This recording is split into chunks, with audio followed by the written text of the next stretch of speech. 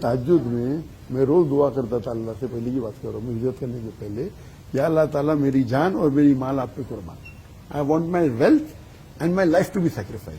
اور 2016 میں ہجرت کی تو آدھی دعا کمپلیٹ ہوئی، میری مال پورا چھوڑ لیا، میں ادھر ہجرت کر لیا، آدھی دعا کمپلیٹ ہو گئی. ابھی سیکنڈ ہاف کے لیے میں ابھی بھی دعا کرتا ہوں.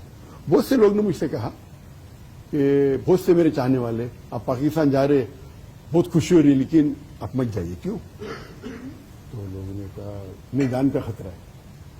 میں جانتا ہوں سچویشن پاکستان کی. میں نے کہا غلط ہے. بولا آپ اپنے طریقے سے صحیح ہے. ہم جب جاتے تو ہمیں احتیاط دینا چاہیے، اللہ پہ بھروسہ کرنا چاہیے. تو میں نے استخارہ کیا دو تین بار، اور ہر کام کے لیے اکثر کرنا چاہیے، اسپیشلی ایسے کام کے لیے.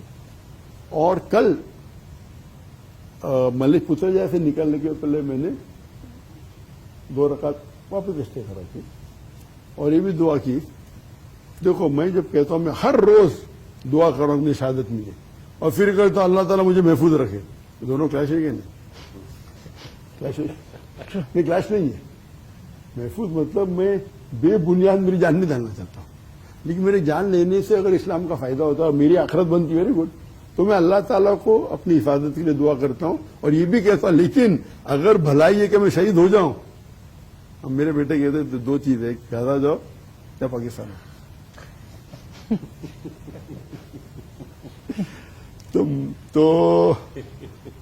تو میں نے دعا کی اللہ سے کہ مجھے محفوظ رکھے، اور حفاظت کرنے والا وہ ہے.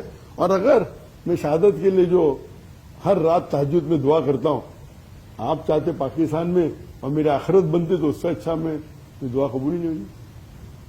اور یہ مجھے یاد آتا ہے حضرت عمر رضی اللہ عنہ، وہ دعا کرتے تھے کہ مدینہ میں مروں اور شہادت ہو.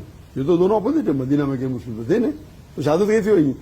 مدینہ میں مروں اور بھی شہادت ہو. تو غیر مسلم سلیب نے ان کی قتل کیا. اب سمجھے نا.